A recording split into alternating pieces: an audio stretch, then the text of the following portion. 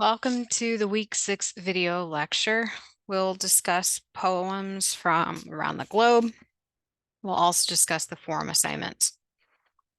We're going to review everything that you see on screen, and especially so that you understand forum number 1.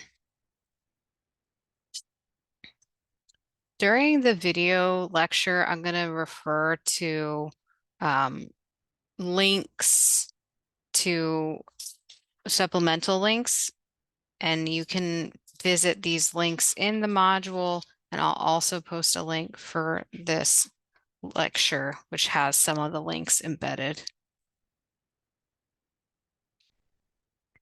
So let's start with discussing a broader definition of poetry. And of course, this definition can mean several things, but let's review one poet's definition.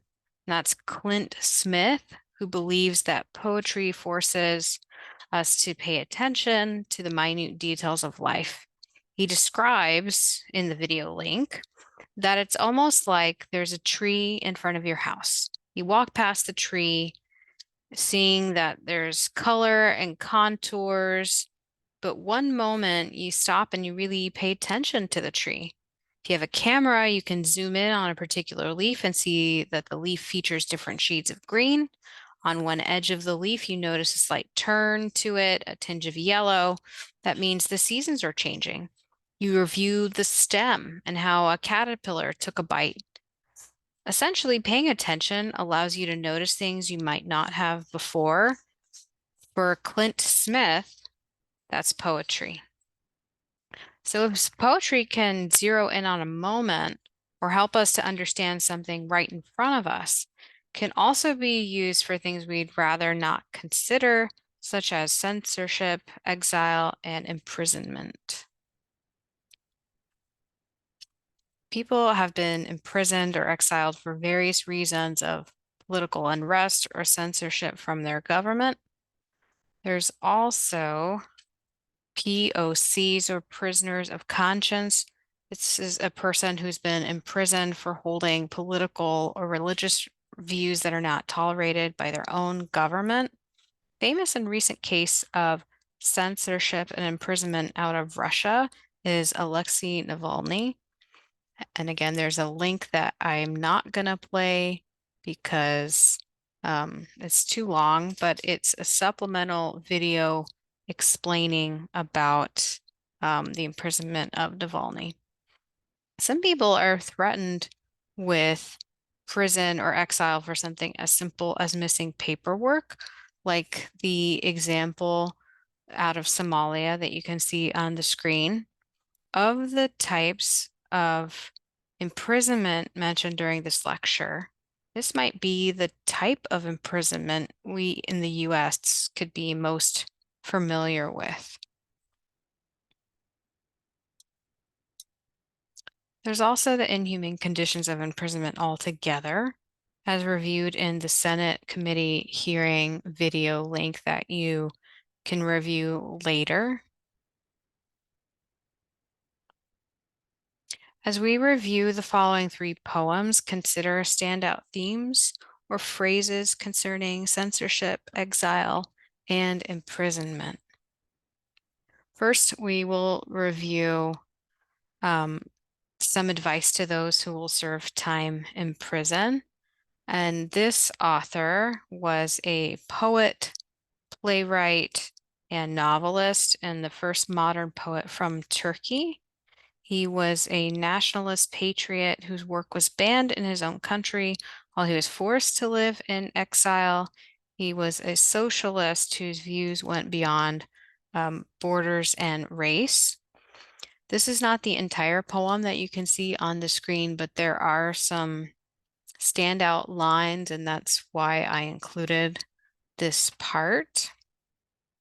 This might be one of the poems that you choose for Forum 1 or Forum 2 this week.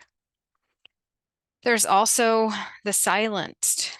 This comes from a poet and social activist from Afghanistan. She began attending underground education circles after 1995 when the Taliban shut down girls' schools After 2001, the Taliban was ousted and she pursued a formal education and later published a volume of poetry in 2005. And again, this is not the entire poem, but some standout lines from the poem. The link for the poem is in the lecture, and you might use it for Form 1 or Form 2. Lastly, we'll review Identity Card from the Palestinian poet laureate, whose work has been translated and read around the globe, including in Hebrew. This poet became the subject of heated controversy when the poem was broadcast over the Israel Army Radio's University on the Air program. And this is a stanza from the poem, and there's supplemental links in the module if you want to choose this poem or a different one. So please visit Module 6 for more links about this topic and about each poet and poem. This may add context for your forums. So the first forum due this week is about reviewing a visual in tandem with a poem that you choose. So pick one poem from the required reading list for the assignment. Then, sort of as a dress rehearsal for project 2, you have to pick a form of literary criticism just to review this poem. You can pick any kind of lens that we've already talked about or one that you know of. It can be maybe mimetic, post-colonial, gender, naturalist, psychoanalytic, Marxist, intersectionality. Review the assignment guidelines or the Lit Terms Google Doc as found in the modules for more about forms of literary criticism or other options. And then essentially, after you know which poem and what type of lens, how you want to view the poem, find an AI generator website that creates free images. You can use Dolly too, but if that website is prompting you for payment, find a free AI image website to use instead.